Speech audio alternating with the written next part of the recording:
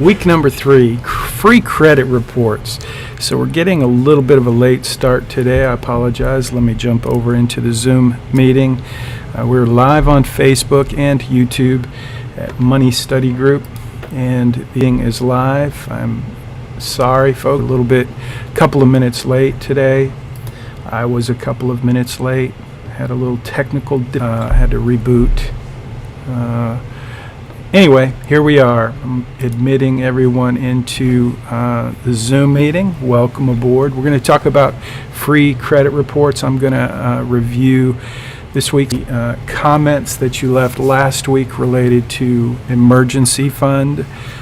So that's what we'll do today. I will review the assignment. This week's assignment is pretty straightforward. I'm going to show you how to do that in your Blackboard assignment, which has been kind of replicated today here for this Zoom meeting. So that's what we're going to do today for the next few minutes, is just review this week's assignment. You're going to get a free credit report. You're going to learn about credit reports, what's in a credit report. And the first thing I want you to just know is that there's a big difference between a credit report and a credit score. So that's what we're going to talk about today. I'm going to give everybody a couple more minutes to get in. Thank you guys for posting your time of arrival, that you're here. Thank you very much for that.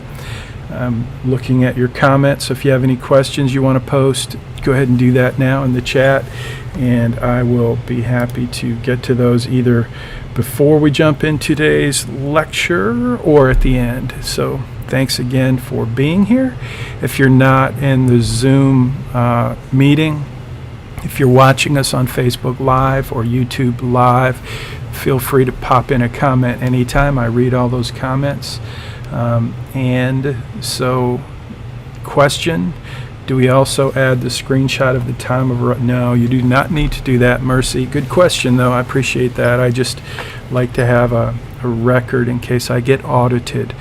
This class is obviously at the University of Houston, the Bauer College of Business, and this is just one of my requirements to keep track of how often I interact with you guys. So every time you leave a comment online or in the Zoom meeting, you basically help me keep an audit trail. So bureaucracy, you gotta love it.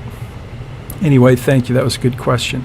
So today, again, we're going to talk about credit reports, and I'm about to close out the new admits. So if you come to the Zoom meeting after in about 30 seconds, 60 seconds, you will not be admitted. So again, remember, I'm sorry I was a little bit late today, but if you're 5 minutes late, just go ahead and watch it on YouTube or Facebook. I'm assuming everybody can hear me. Mercy, I didn't see a follow-up to your question, so I'm assuming you can hear me. If somebody could just pop in a little message to let me know you're hearing me. Okay, thank you. Yes, okay, I see that. Thank you. Okay, so let's jump into today's lecture. Today's lesson, really, it's a review of your lesson. You guys are doing a great job in your assignments. Fantastic. I love the titles you're giving me, the time and effort that you're taking to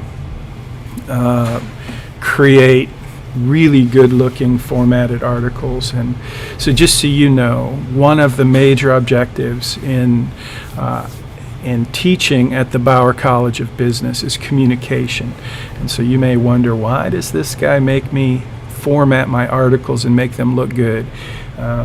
And really the point is to make them speak well, to make them communicate well. And you guys are doing a fantastic job. And trust me, just like I wish someone would have taught me how to type in college. I didn't learn how to type until I got way out of college and started in a professional career, and I was hamstrung because I did not know how to type. Now today you don't really need to know how to type because you can use Siri. Oh, I hope I don't... I'm going to turn my phone off, because every time I say that word, you know what happens. All my devices start to pop up, and yeah. Anyway, I didn't have that resource in college. We typed, and I had to pay somebody to type all my papers. So it was 100 years ago. Today it's very different.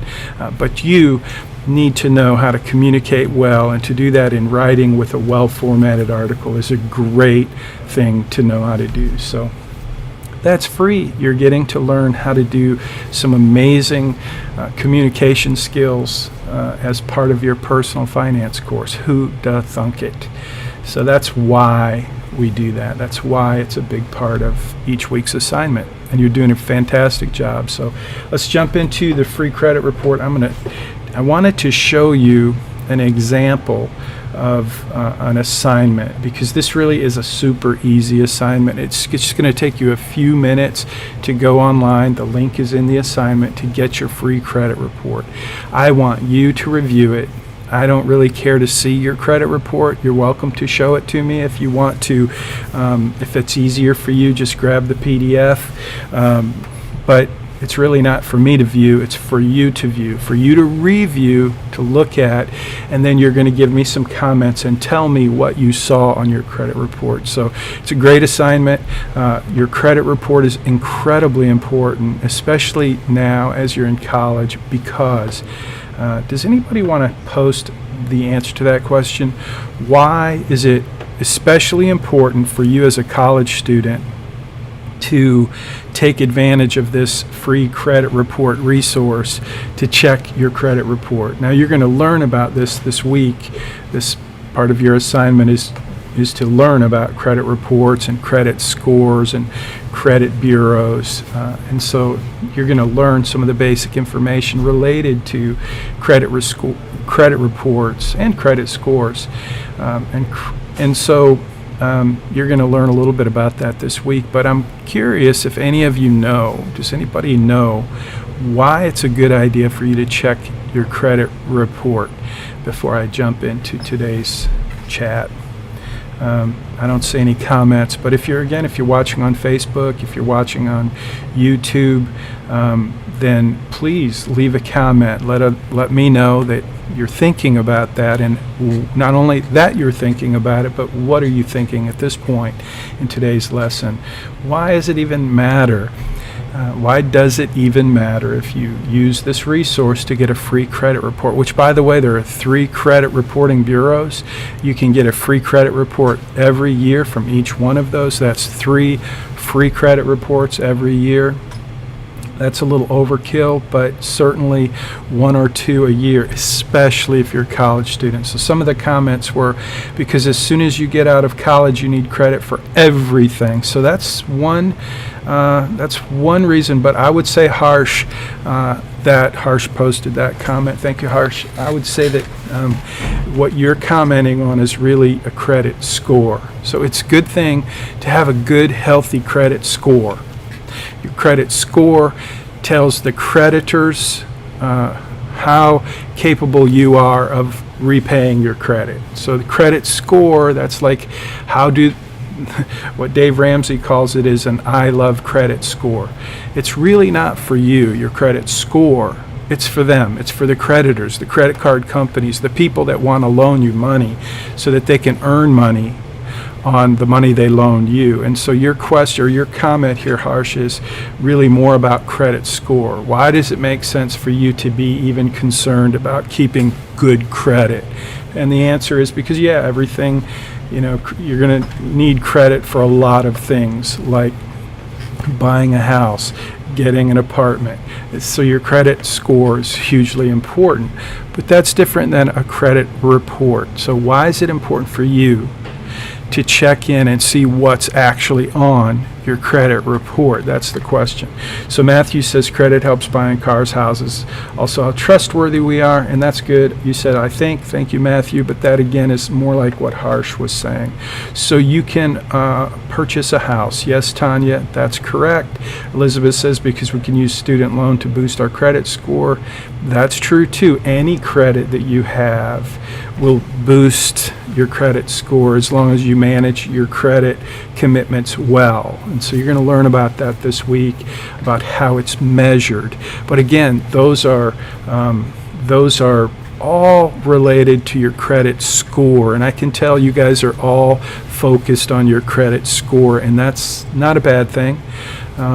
It may be not a great thing, because, like Dave Ramsey says, it's an I love credit score. And if you're a creditor, they love for you to be all concerned about your credit score so that they can protect themselves, so that they can make more money. But your credit report is different. Your credit report is packed with data that shows you all of the information that they have about you.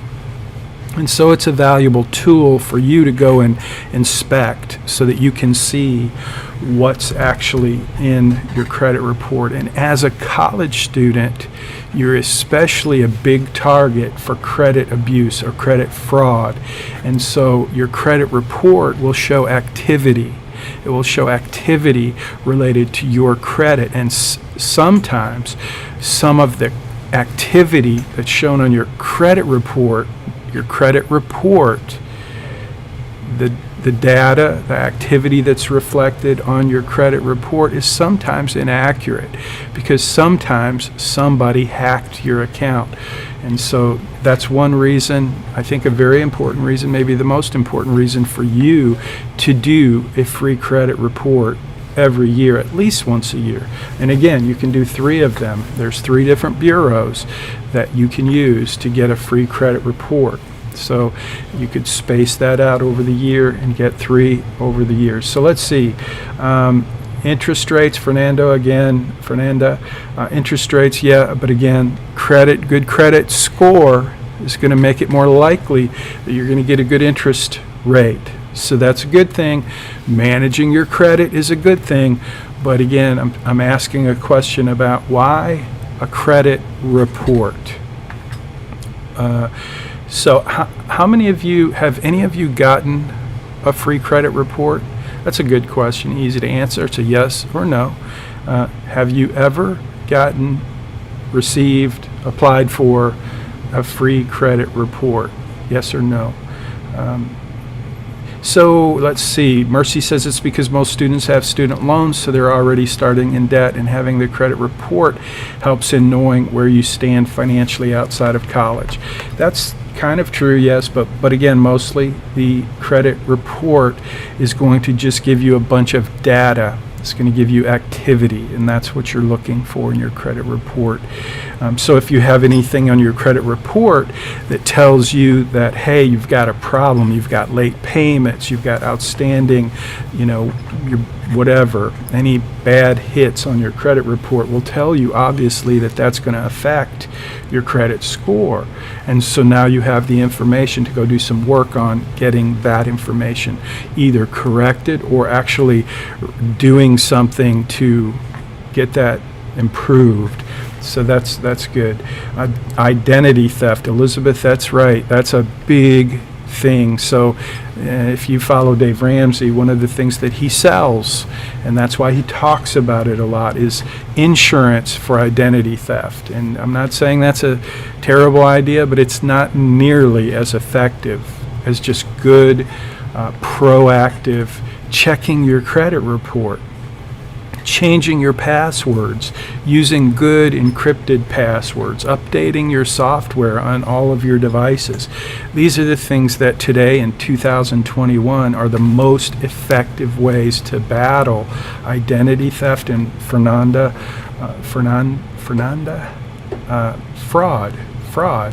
and identity theft. So Harsh asked the question, does looking at your credit report affect your credit score? No, it does not. So I'm seeing answers to the question, have you ever gotten a credit report? I see no yeses and a bunch of no's. And so again, answer that question if you're watching on Facebook Live or YouTube Live. Just post a little comment there as we're going through today. Or if you're watching this at 2 o'clock in the morning, go ahead and just post a comment, post multiple comments. I'll see all of them. Anyway, so that's why this assignment is part of this course, is because most of you, in my experience, have not ever applied for a free credit report. So you're going to do that this week. Okay, so that's what this assignment is. Free credit report, it's your assignment. And here I want to cover, I am being invaded by ants. I know you can't see that, but I'm a little distracted because all of a sudden in the last week or so here at the University of Houston at the Technology Bridge, we seem to be invaded by ants, and they're here. Sorry about that. So what I want to do now for the next couple of minutes is just talk about your class collaboration, class participation, this week's assignment. So this week I want you to tell me, last week I told you that you're going to have an assignment at the end of October to track your spending for 60 days, which obviously that assignment that's coming up requires you to start tracking your expenses. Like last week, I made that assignment to you. So this week, what I want you to do is tell me, what have you decided to use as your app or the tool that you're going to use to track your spending? Okay, so there is no excuse when this assignment comes due if you didn't track your spending, if you can't show me the data. Then I'm going to give you 0 points. So you want to start tracking your spending now. The question in class collaboration is, what tool, what app are you going to use? The number one most popular over the years has been Mint.com. And if you don't know about Mint.com, I think I left, yes, there's a link. That is a link to Mint.com. If you go to that link, it will tell you what it is, how it works, and you can download the app, and it's very user-friendly, very easy. It's not really a problem, but the drawback to Mint.com is, while it is secure, it uses the same bank-level encryption that other aggregators use. That's what it's called when you can aggregate all of your accounts into one place. Mint.com is great because it uses really good bank level encryption security, but the problem is it gets you tons and tons of ads, because how they fund it, how they pay for it, is through people trying to sell you stuff. So it's a great app. It's a fantastic app. Another one that I like to recommend, obviously your bank, that's probably really the number one most popular way to track your spending, is using your bank app, because you're already using either your bank credit card or your bank debit card, and so that just makes it super easy. All you got to do is download their app, open it up, and you see every transaction, everything you've spent to the penny, and it's super easy. So the thing is, though, with Mint, that's one app, and there's like half a dozen big bank apps. So when bank app is a big category, and so Mint.com probably is the most popular single app ever in this course anyway. The other one that I want to mention is, as you know, you've been given access to the Bayrock Right Capital planning portal. And that portal includes a tool just like Mint.com without the ads. And it's integrated into your financial plan. So when you do your capstone, it should make it very easy. It does come with a mobile app. It's super clean, super cool, and I'm pretty proud of it. But I hear you. I know some of you say, oh, I don't trust that website. Well, that's cool. Do whatever you want to do. Mint.com or Right Capital, same bank level encryption. Your bank's app, you have the same issues with, if somebody's going to do a cyber attack on an institution, they're probably going to pick a big institution versus a small one. But I get it. If you're concerned about privacy, you get to make that decision. You're not required to use any specific app, but you are required to track your spending to the penny for 60 days. So this week's class collaboration, you're going to tell me, what are you going to use? I've had some students every single semester tell me they're going to use Excel. And I'm like, that is not a good idea, because with Excel, it's like you have to take every transaction and enter it. And yeah, right, you're not going to do that. And so, look, do whatever you want to do. to track your spending for 60 days. But if you want full credit for this assignment, you're going to have to prove to me that you accounted for every penny. And to do that with a mobile app at your bank is super easy. To do it with Mint.com is super easy. To do it with Right Capital and Bayrock's app, super easy. But if you're going to take on the manual chore of doing that, good luck. That's on you if you decide to do it that way. You're going to show me the data. That means the spending data. Your app will track that. You'll grab it, put it in your report categories, which is super easy to do. Your app will do that as well. You'll just grab a screenshot. And number 3 in this assignment, the spending tracker, you're going to tell me what you learned. Like, as you track your spending over the next 60 days, you're going to find where you're spending your money. Like, if it's Starbucks, if it's a nightclub, maybe it's eating out. So that's really the point of this exercise, is for you to be accountable to yourself for where your money's going. Okay, so enough said about that part of this week's assignment. That's your class collaboration responsibility, just to post what are you going to use to track your spending. So let's look at last week's comments. Last week we talked about emergency funds, so I want to just kind of highlight and maybe chat a bit about emergency funds. So Catherine, I loved your comment. You keep it in a savings account through your credit card company, and you like that better than your checking account because it accumulates interest. That's good. And you gain more money that way. And then you transfer it over to your emergency fund savings account.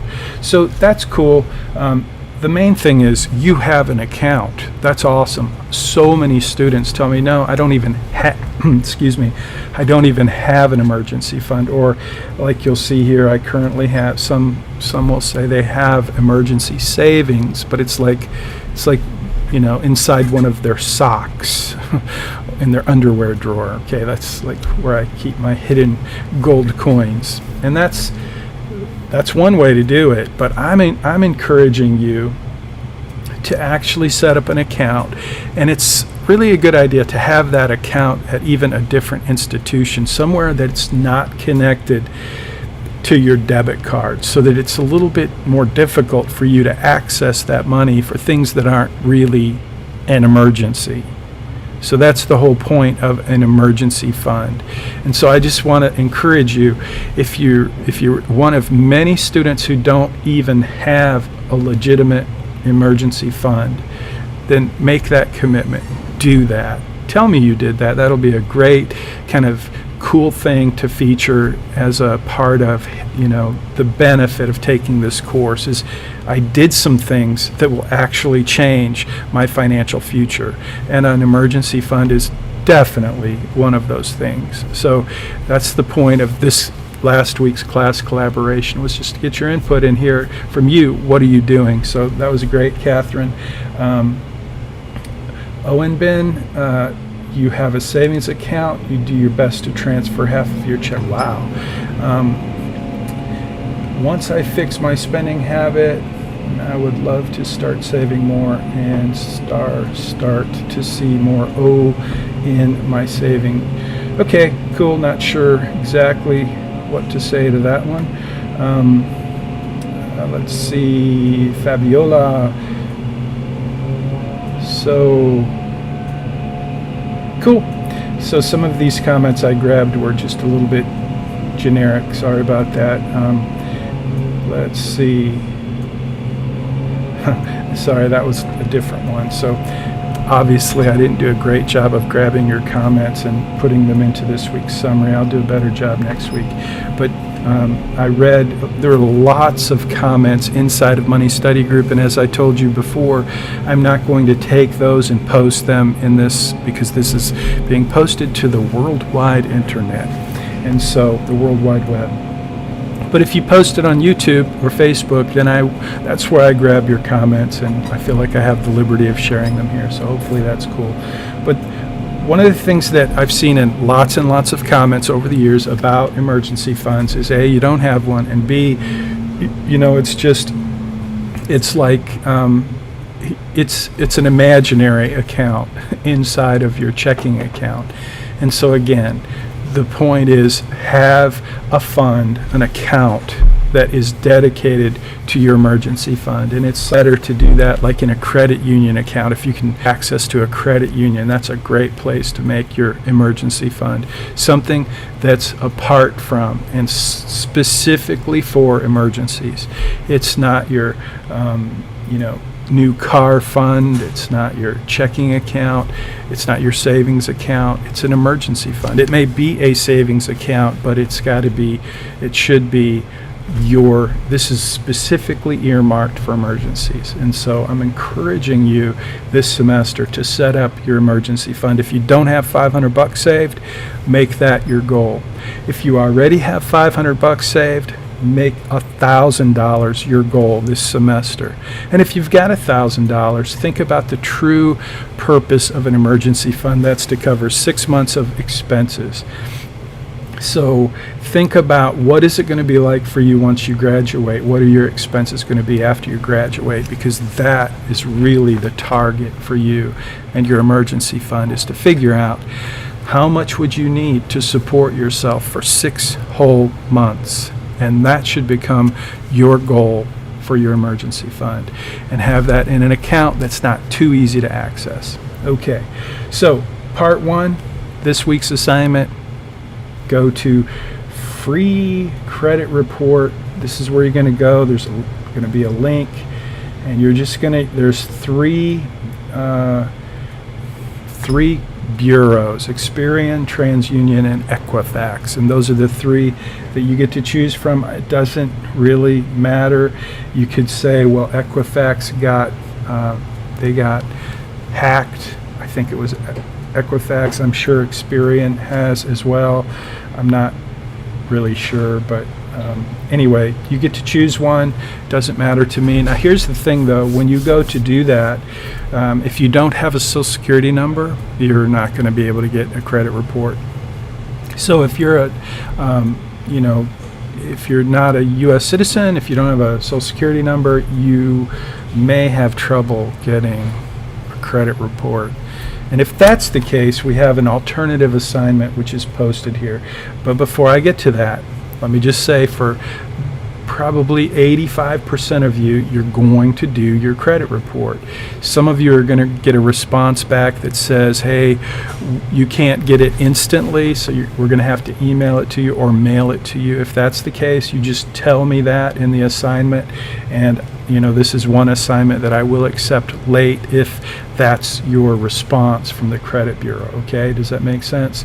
Maybe it doesn't make sense right now, but it will make sense if you just remember that I'm telling you that sometimes when you get your credit report, it's not instant. Most of the time it's instant. You put in the information, your Social Security number, birthdays, and boom, you almost instantly. But sometimes they say, we're going to have to mail it to you. If that's the case, no worries. You still did the assignment. You'll get full credit, but it may be the end of the semester before you turn it in. That's going to be a small number. Just tell me the truth in your comment, and I'll make a note of it, and I'll come back to that assignment and grade it later. Now, if you can't do your credit report, wait a minute, and I'll tell you what you're going to do this week. But 85% of you should be able to do the credit report and get it and view it. You're going to tell me what you learned, but you're also going to make a list of your creditors. This is really important for you. I want you to just create, and let me just see if I can give you, I'm having trouble, there we go. I'm having trouble with my, there we go. Okay, so this is just a student, so hopefully, there's a little information there that I don't want to share. This is just an actual assignment, and I want to show you how simple it is to do this assignment, because it's really, you're going to do the credit report, you're going to tell me a little information, and you're going to turn in something that looks like this. It's not like your normal 800 to 1,000 word assignment article. It's super simple. So you're going to screenshot your quiz, and then you're going to tell me the summary of your credit report. And so this student just gave me a summary. They gave me a summary of their credit score as well, which isn't required, but it's pretty helpful. And so summary. So if you could do something like that, that would be awesome. And then there's a credit list. You may have more than one creditors, but that's what you're going to do. You're going to create a little spreadsheet and pop a screenshot of that list into your assignment. So that's it. So I'm just showing you the PDF that this student turned in and got full credit, got extra points because this student happened to turn it in early. So hopefully you're taking advantage of my incentive offer to turn in your assignments early by Friday at 3 p.m. and then you get extra points. Not only do you get extra points, but you have the opportunity to get kind of a redo. Miss something, make a mistake, and I give you some input and say, hey, you're missing your quiz. You can go back, do your quiz, pop it into your article, and resubmit it by Tuesday at 10 a.m. and still get the extra points for turning it in early. So it's a super deal. Take advantage of it, please. 2 of this assignment. First, you get your credit report, you review it, and then you come back and give me some comments, a summary. But you're also going to include a list of your creditors. So that's outlined in the assignment. I'm not going to read it to you here. I'll just let you look in your Blackboard assignment and see that. Part 3 is just the one PDF document, like I just include a screenshot of the quiz. You do not need to include the PDF of your credit report. You're welcome to do that if it's easier. Sometimes, students have a lot of information on their credit report and they're not sure how to do a summary, so it's easier PDF and highlight stuff or whatever. I don't care how you do it, but I totally respect your privacy, and I don't care about your credit report. I certainly don't. I'm not going to save it, but I don't think I would want to share mine with my professor, and you certainly don't have to. I don't care. But if it's helpful, if it's easy, if you have questions you want me to look at it, I'm happy to do that. But the brief summary, that's important. Your creditor list, very important. And one PDF document. Don't send me 3 screenshots, 4 different files. I'm not going to accept that. You already know that. Only a couple of students have even done that this semester. Almost all of you, like 99.9%. One PDF with everything I've asked. You guys are doing awesome. So thank you for that. So again, take the quiz. Don't forget the quiz and money study group. Include a screenshot. That's important. Now, this is where I'm going to kind of close out today. I'm going to look and see. Okay, so those of you who are posting your comments about what you're going to use as your tracker, you're posting that here in the Zoom chat. That's awesome. But you're going to have to post it in Money Study Group as well, and then grab a screenshot there if you want it to be private. Otherwise, since you're not watching this on Facebook or YouTube, then I don't expect you to go back and watch it again there. But again, those class collaboration points require you to post it inside the course, not inside the Zoom meeting. But it's cool for the purpose of this question that I asked you, that some of you tell me you're using your bank account app, number 1 most common, to track your expenses. And Kevin says, I will use Mint to track my expenses. Cool, good for you. So again, don't forget to post that in the course. Tanya asks a question, if my account is closed, do I just put 0 for the 3rd column? Yes, absolutely. In fact, if that account is closed and you don't owe anything, you don't even need to include it. The fact that it's on your credit report doesn't matter to me. I want to know that you know how many people you owe money to, what the balance is, and so on. So that's the purpose of that list. It's not to show accounts you've paid off. You're welcome to include those if that makes you feel good.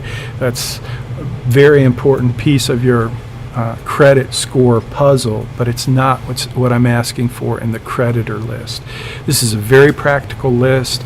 I want you to have it so that you know how much you owe, and that's really the point of the creditor list is for you to get ready to start paying those off, because one of the things you're going to do in the next few weeks in the Credit Crush assignment is I'm going to show you how to use different strategies to pay off debt. That's coming. That's a very helpful assignment, and you're going to do that inside of your planning portal at Bayrock. It's how to apply much smarter strategies to pay off debt more quickly. And so if you have current creditors on this list, you'll be able to use these strategies, and you'll be able to see what that looks like in your financial plan. So great question, Tanya. So back to the assignment. Now, as I wrap up today, I want to just go over what you're going to do if you're one of the small percentage of students who do not have a Social Security number and you cannot do a credit report. Then you just take the second half of what I'm posting here in Blackboard and you do this assignment. Now, I want to pause here for a second. Please, for those of you who are paying attention right now, I need your help, because this will probably be a question from a lot of students who may be on Facebook right now. Not a lot of students, but there are 2 or 3, I'm pretty sure, that right now are probably doing something other than listening.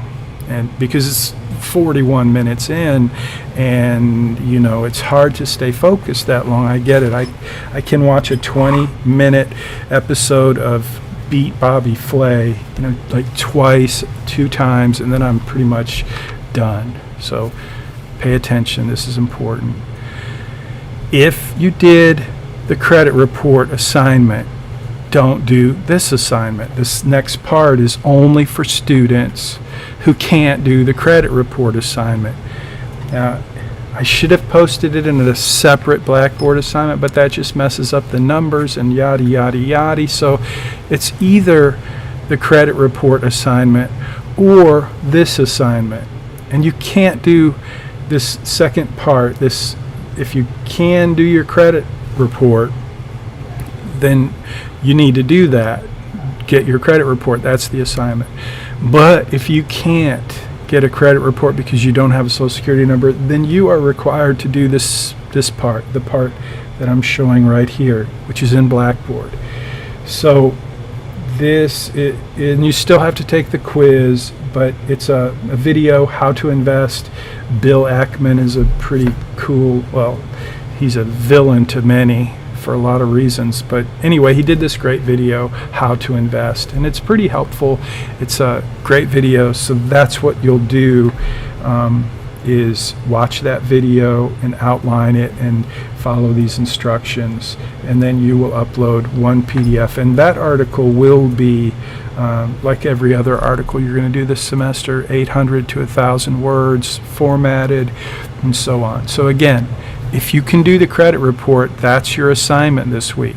But if you can't do the credit report, don't worry, don't email me, don't stress over it. Just go ahead and do the second half of this assignment, which is really not the second half. It's just a separate section, an alternative assignment for those of you who cannot do your credit report, who can't get a credit report. So any questions about that, please post them now, and I'm going to wait a few seconds. It's 10:43 a.m.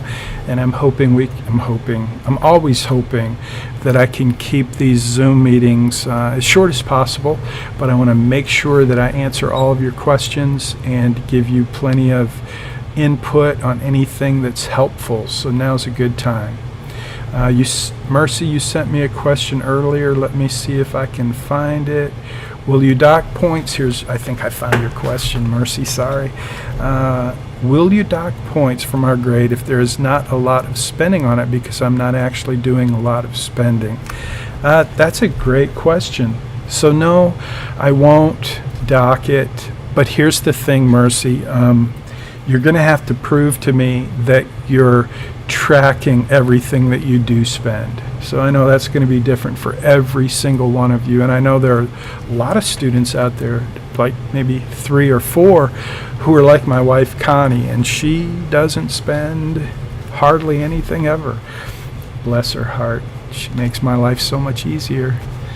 I spend a lot. So anyway, yeah, if you're a non-spender and you very infrequently use your debit card, you won't get deductions for that, but you will have to prove to me that you tracked your spending.